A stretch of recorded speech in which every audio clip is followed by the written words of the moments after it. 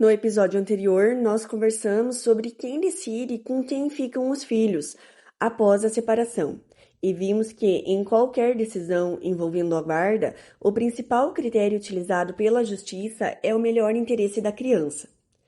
Mas depois que a guarda é definida, surge uma outra dúvida muito comum: como ela realmente funciona na prática?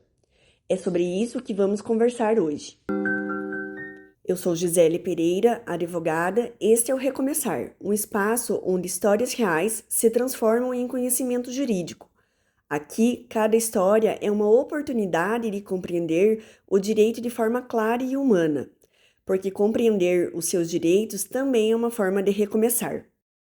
Alguns meses atrás, fui procurada por um pai que me relatou que tinha um acordo verbal com a ex-mulher.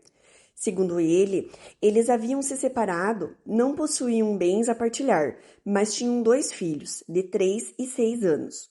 Como a separação aconteceu de forma consensual, resolveram estabelecer que as crianças ficariam com o pai durante a semana, já que ele tinha maior disponibilidade de tempo, e com a mãe nos finais de semana, em razão do trabalho dela.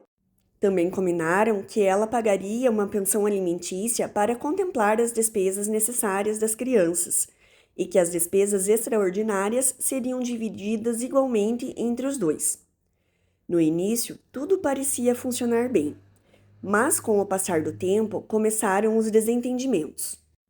As divergências surgiram em relação aos dias de convivência, as decisões sobre a rotina das crianças e, principalmente, sobre quem poderia decidir de determinadas questões. Foi então que ele me procurou. Preocupado com a situação, perguntou como aquele acordo poderia ser ajustado e, principalmente, como a guarda compartilhada e a convivência deveriam funcionar na prática. E essa é uma dúvida muito mais comum do que parece. Muitas pessoas acreditam que guarda compartilhada significa que a criança deve passar exatamente metade do tempo com cada um dos pais, mas isso não é verdade. Guarda compartilhada e convivência não são a mesma coisa. A guarda compartilhada está relacionada às responsabilidades dos pais. É por meio dela que pai e mãe continuam participando das decisões mais importantes da vida dos filhos, como educação, saúde, criação e desenvolvimento. Já a convivência diz respeito à forma como será organizada a rotina da criança com cada um dos pais. É ela que define onde a criança ficará durante a semana, como serão os finais de semana, as férias, os feriados e outras datas importantes. Perceba que no caso que eu acabei de contar, o pai permanecia com as crianças durante a semana e a mãe nos finais de semana. Talvez alguém olhe para essa situação e pense que isso não seria guarda compartilhada. Mas a guarda compartilhada não depende de uma divisão matemática do tempo.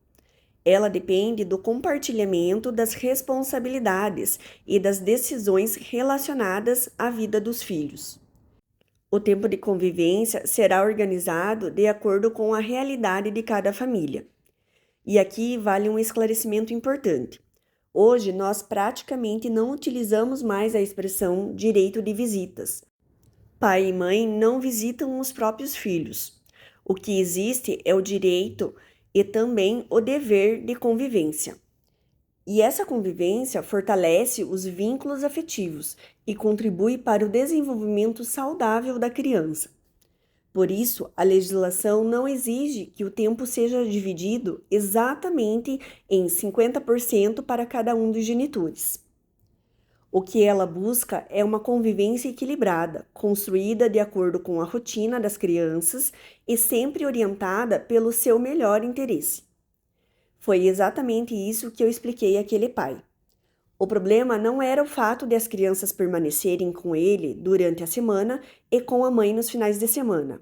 Aquele modelo poderia continuar existindo, desde que atendesse às necessidades dos filhos.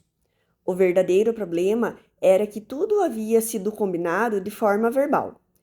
Com o passar do tempo, surgiram interpretações diferentes sobre o que havia sido acordado. O que antes parecia simples passou a gerar insegurança, discussões e conflitos. Por isso, eu orientei ele que aquele acordo fosse formalizado. Quando existe um acordo formal, pai e mãe sabem exatamente quais são os seus direitos e deveres. Ficam definidos o regime de convivência, a forma como serão tomadas as decisões importantes, a divisão das férias, dos feriados e outras situações que fazem parte da vida da criança. Isso traz segurança para os pais, mas principalmente estabilidade para os filhos.